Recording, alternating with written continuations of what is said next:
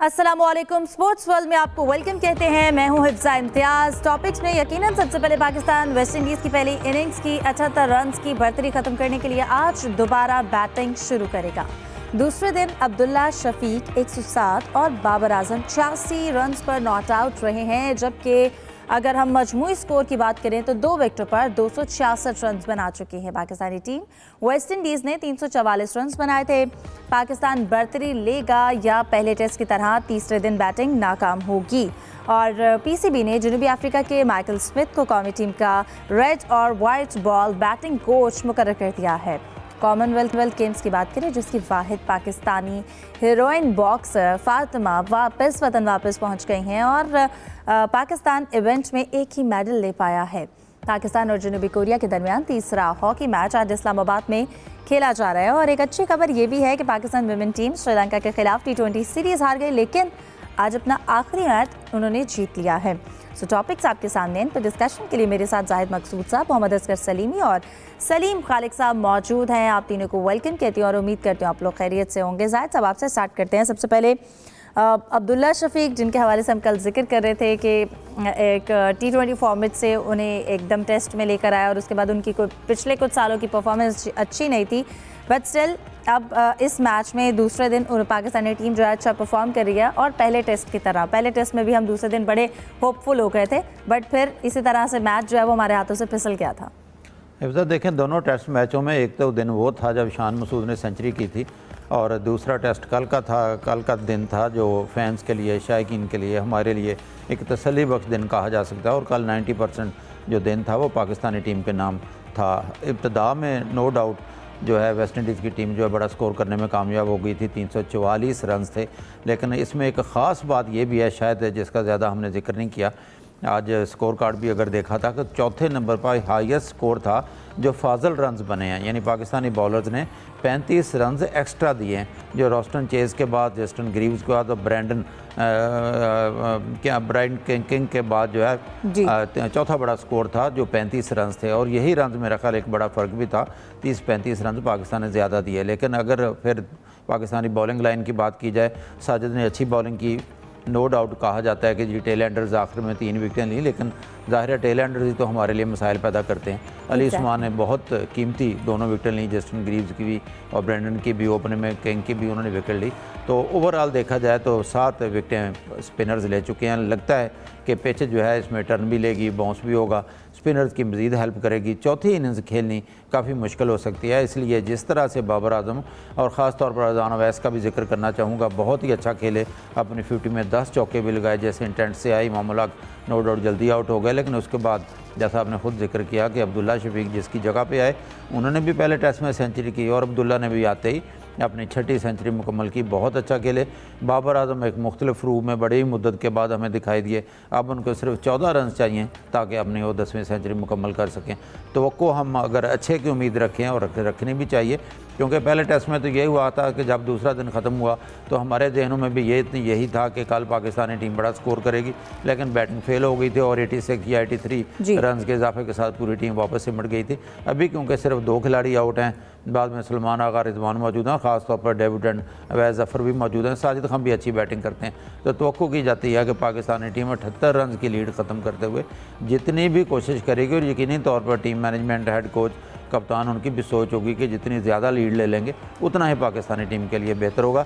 तो ओवरऑल देखा जाए अब्दुल्ला शफीक बहुत अच्छा खेले, 107 रन पर हैं, और बाबर आजम ने भी बहुत क्लासिकली शॉट्स खेले और अपने फैंस को भी काफ़ी खुश किया, और जिसका यकीनी तौर पर टीम को भी फ़ायदा होगा। एग्जैक्टली सलीम खालिक साहब, 78 रन की जो डेफिसिट है वो क्लियर हो चुकी है। पाकिस्तान को लीड लेने के लिए कितने रन जो हैं वो मज़ीद चाहिए होंगे इस मैच को जीतने के लिए?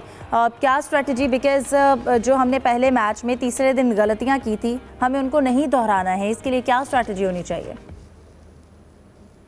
देखिए, अभी तो 78 रन का खसारा पाकिस्तान को बदस्तूर पूरा करना है, उसके बाद फिर एक लीड लेनी है। लेकिन जिस तरह से ये दोनों कल खेल रहे थे, बाबर और अब्दुल्ला, उससे लग रहा था कि पाकिस्तान टीम बड़ा स्कोर कर सकती है। और तो अगर पाकिस्तानी टीम ने एक ऐसा स्कोर कर लिया, 150-200 रन की लीड ले ली, तो पाकिस्तान का बड़ा अच्छा चांस होगा कि जो 26 साल से सीरीज़ ना हारने का वेस्ट इंडीज़ में रिकॉर्ड है उसको बरकरार रखा जाए।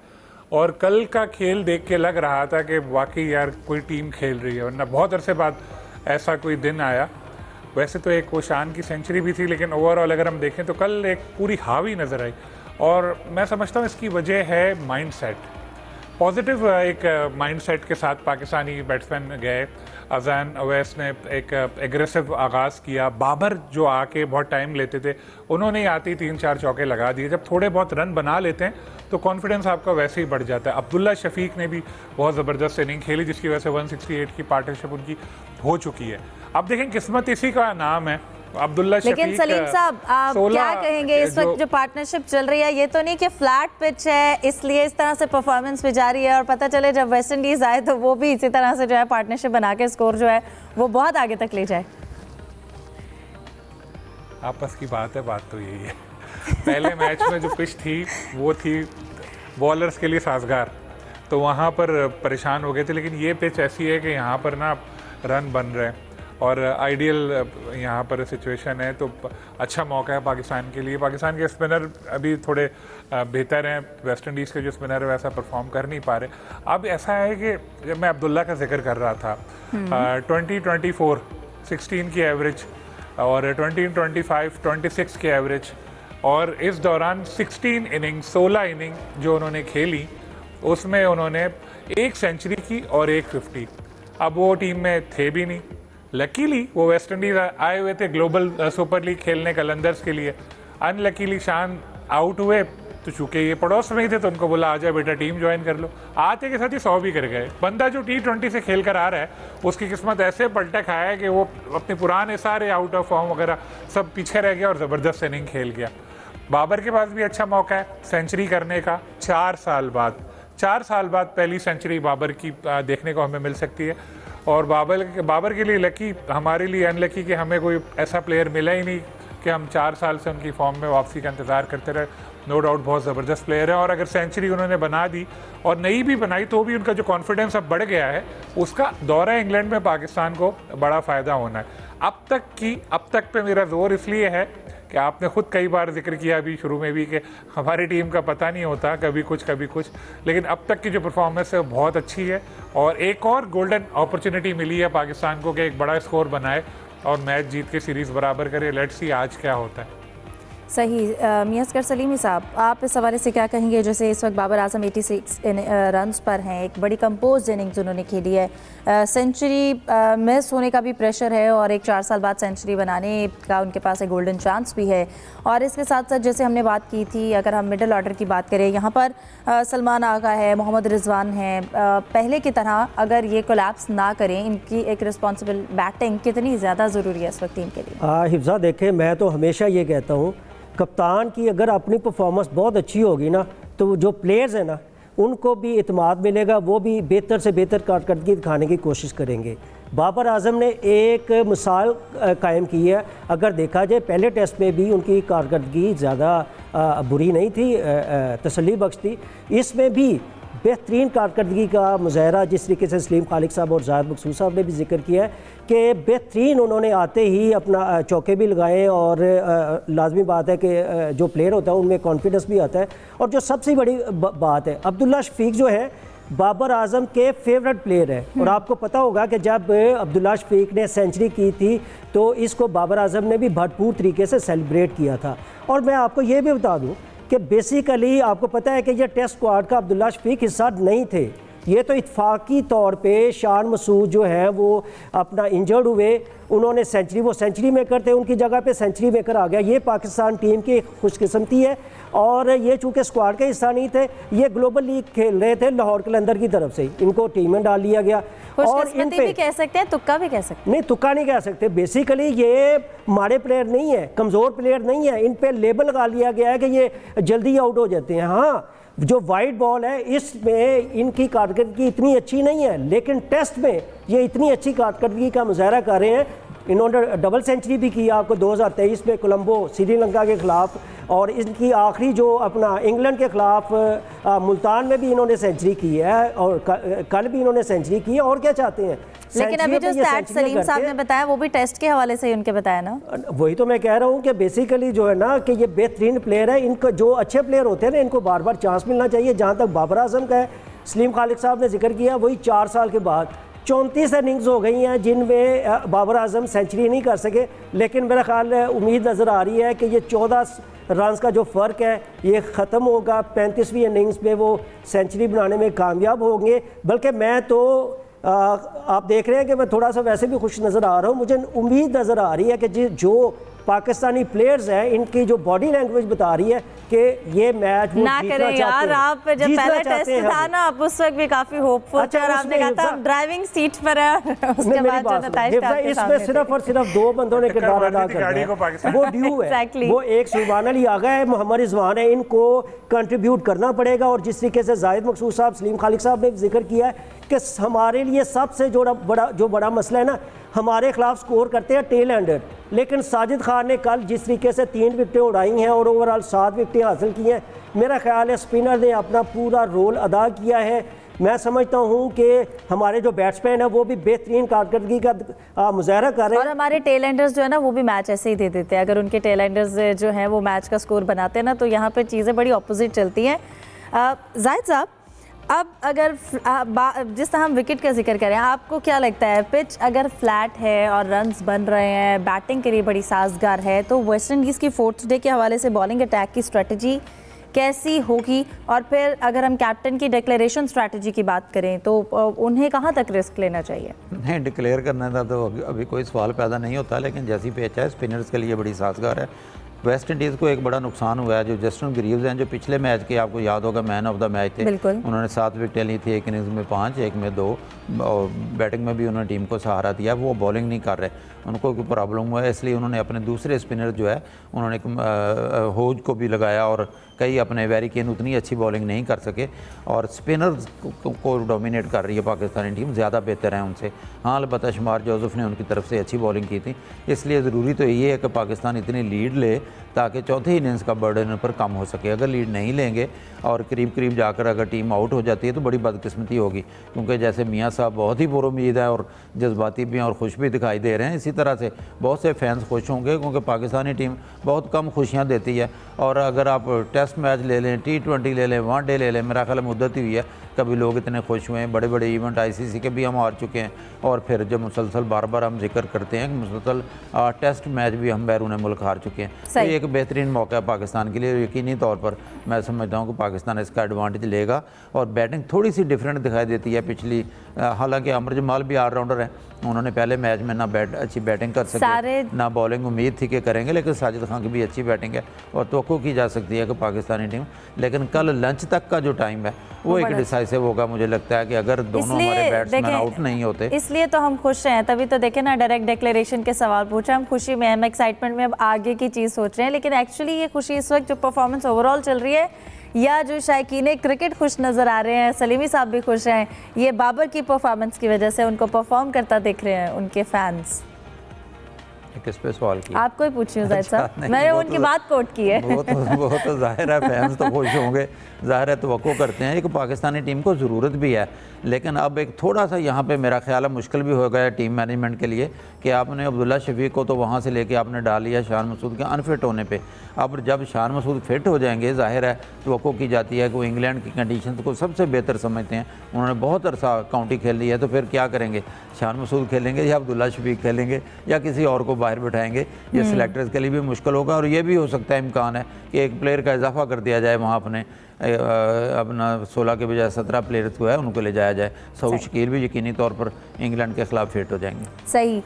सलीम साहब, मैं अगले टॉपिक की जाने आना चाहती हूँ। माइकल स्मिथ के हवाले से अगर हम बात करें, साउथ अफ्रीका से कोच लाने का ये जो फैसला है और फिर रेड और वाइट बॉल दोनों का चार्ज, आपको लगता है एक नए कोच के लिए ये ज़्यादा रिस्पॉन्सिबिलिटी है और कितना रिस्क फैक्टर होगा? देखिए, इस दफ़ा पाकिस्तान क्रिकेट बोर्ड ने जो कोच को ये जो लिया है बैटिंग कोच, ये कोई बहुत बड़ा ऐसा नाम नहीं है जिनको सब आते ही पहचान गए हो कि यार इनका तो बड़ा नाम है।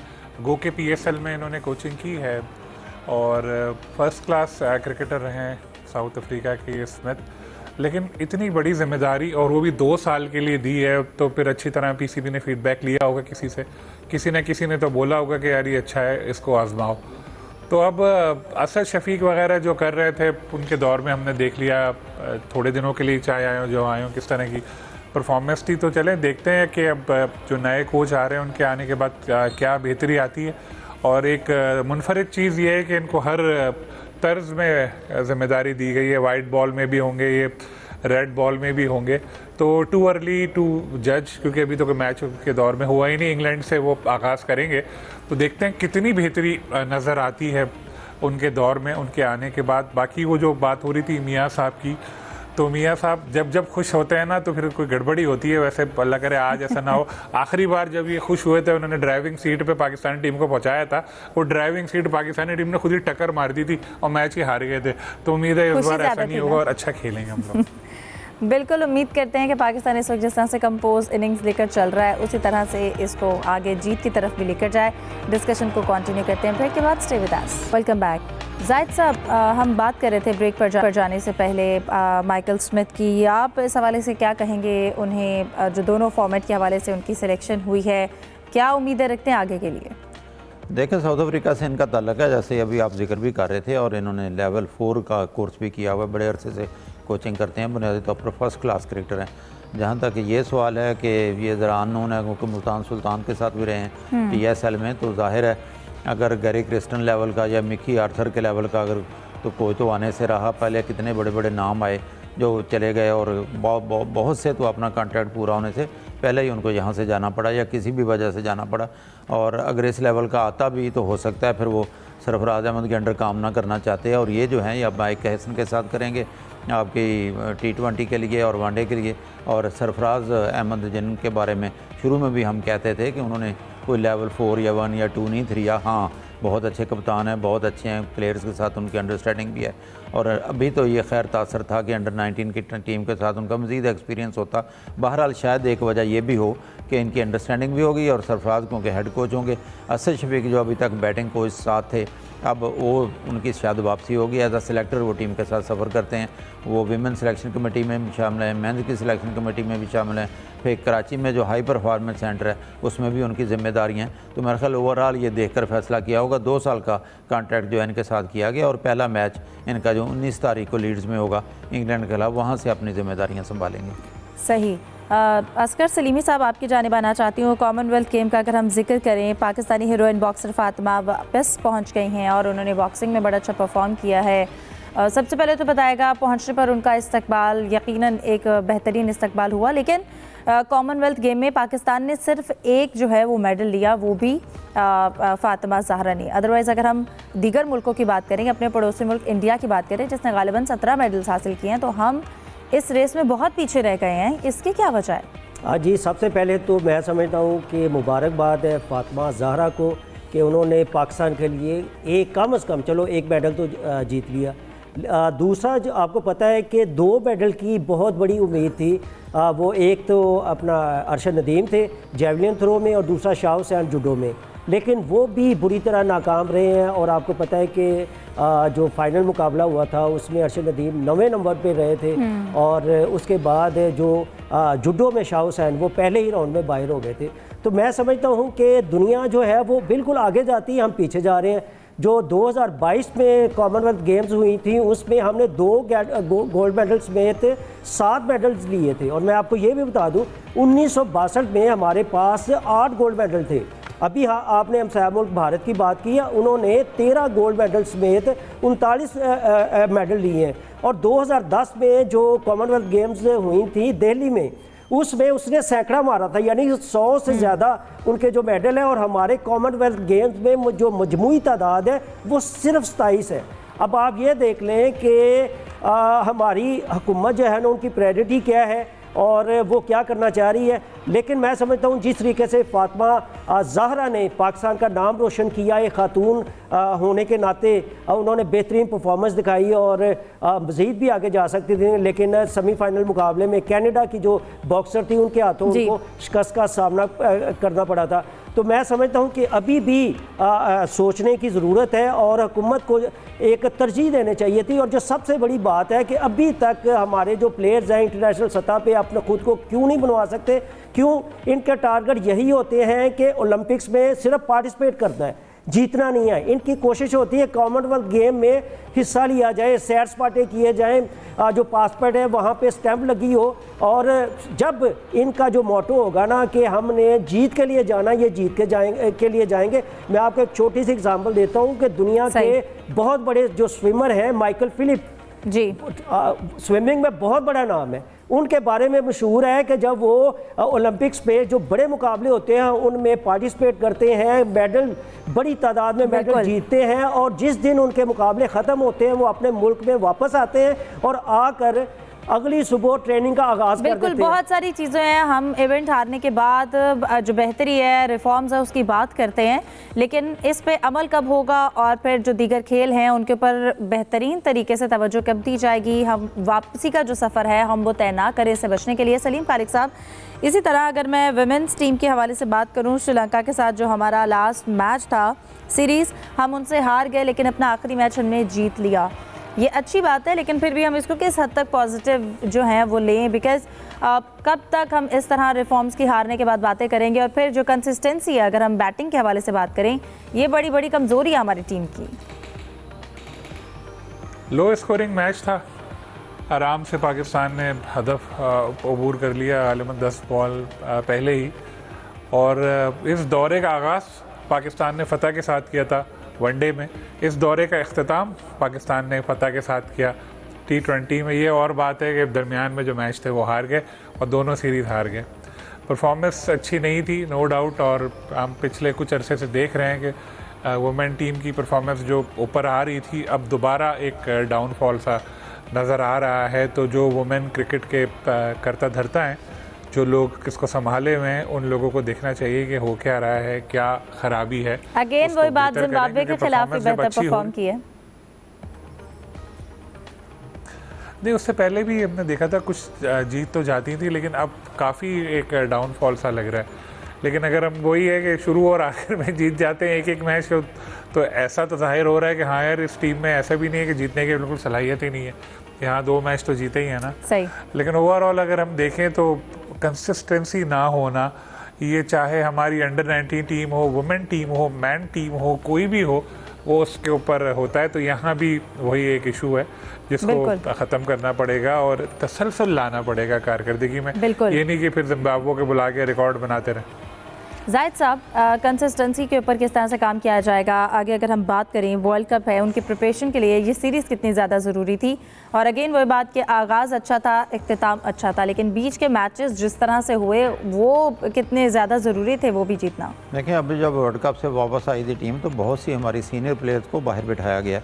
और आपको याद होगा जो पक्के हमारी मुस्तकिल कप्तान है फातिमा सना, वो भी इन दिनों लीग खेल रही हैं इंग्लैंड में। इसलिए एक नई खिलाड़ी हैं, नए चेहरे बहुत से आए हैं सामने। आज तो बहुत अच्छा खेली टीम में, तवक्को करनी चाहिए, क्योंकि लेडीज़ को अब तो बार बार सीरीज़ भी मिल रही हैं, खेलने के मौके भी मिल रहे हैं। और पिछली सीरीज़ जब ये हारे थे पर वर्ल्ड कप से आउट हो गए थे, तो ये आवाज़ भी बुलंद हुई थी कि नए चेहरों को मौका देना चाहिए। कुछ स्कैंडल भी आपको याद होगा, वर्ल्ड कप जो हुआ इंग्लैंड में तो वहाँ पर सामने आया था। तो अब ये तवक्को की जा सकती है कि जो नई खिलाड़ी आई हैं और एक फ़तह के साथ यकीनी तौर पर मोराल तो आप होता ही है टीम का। तो हम तवक्को करते हैं कि विमेन टीम जो है आहिस्ता आहिस्ता, और कोचेज़ भी मज़ीद तवज्जो देंगे और मज़ीद नई खिलाड़ी जो हैं उनको चांसेस मिलते रहेंगे ताकि वो आएँ और अपनी जगह बना सकें टीम में। सही। असगर सलीमी साहब, हम थोड़ा हॉकी का भी जिक्र करते हैं। अगर पाकिस्तान और जनूबी कोरिया के दरमियान तीसरा जो हॉकी का मैच है वो अभी इस्लामाबाद में खेला जा रहा है, आप इस हवाले से क्या कहेंगे? ओवरऑल सीरीज़ में अब तक पाकिस्तान ने जो मैचेस खेले हैं उसमें आप परफॉर्मेंस को किस तरह देखते हैं? फिर जैसा हम हरमनप्रीत की बात करें, उनके अंडर नया सिस्टम आपको क्या लगता है कि इस हद तक कितने बेहतरीन तरीके से इम्प्लीमेंट हुआ है? हिफ्ज़ा, बेसिकली तो हॉकी से अच्छी खबरें आ रही हैं, अच्छी न्यूज़ आ रही हैं। 20 साल के तवील अरसे के बाद कोई इंटरनेशनल टीम यानी कोरिया आई थी और अब तक 2 मैचेस जो हुए हैं दोनों में पाकिस्तान टीम ने आउट क्लास किया है और दोनों एकतरफा मैचेस जीते हैं। इस पे पाकिस्तान ने जो हॉकी फेडरेशन का जो थिंक टैंक है उसने एक बाकायदा चेंज की थी। अमाद वसीम भट्ट जो काफ़ी अरसे से कप्तान चले आ रहे थे, उनकी जगह पे अबू बकर लेकर आए और उनकी कप्तानी में उनमें जो अबू बकर है ना बेसिकली, वो ना सिर्फ पाकिस्तान टीम जीत रही है बल्कि वो खुद भी गोल कर रहा है, उसकी अपनी परफॉर्मेंस भी बहुत अच्छी है।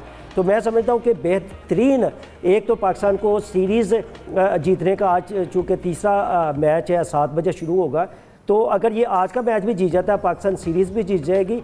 और इसके अलावा जहाँ जो जितने मैचेस हो रहे हैं बड़ी तादाद में जो शायकीन है वो भी मैचेस देखने के लिए आ रहे हैं। तो मैं समझता हूँ कि ये बड़ी अच्छी चीज़ है कि पाकिस्तान की सरजमीन पर हॉकी के मुकाबले भी हो रहे हैं, और अगर पाकिस्तान ये सीरीज़ जीतने में कामयाब हो जाता है तो इसका जो ना सिर्फ जो खिलाड़ी है उनका जो मोराल बुलंद होगा, क्योंकि आगे पाकिस्तान ने हॉकी वर्ल्ड कप में भी पार्टिसिपेट करना है, तो उधर भी पाकिस्तान टीम को इसका बहुत ज़्यादा फ़ायदा हो सकता है। एग्जैक्टली और हम उम्मीद करते हैं कि इस वक्त जो टीम खेल रही है उसमें जो टैलेंट है, यंग टैलेंट, उसको गेम टाइम भी मिले और वो भरपूर अच्छे तरीके से सामने आए, जैसा आपने जिक्र किया आगे वर्ल्ड कप, उसके हवाले से भी हमारी तैयारी अच्छी होनी चाहिए। इसी के साथ ही प्रोग्राम को यहीं पर क्लोज करते हैं। आप तीनों का बहुत शुक्रिया, हमें दीजिए इजाज़त, अल्लाह हाफिज़।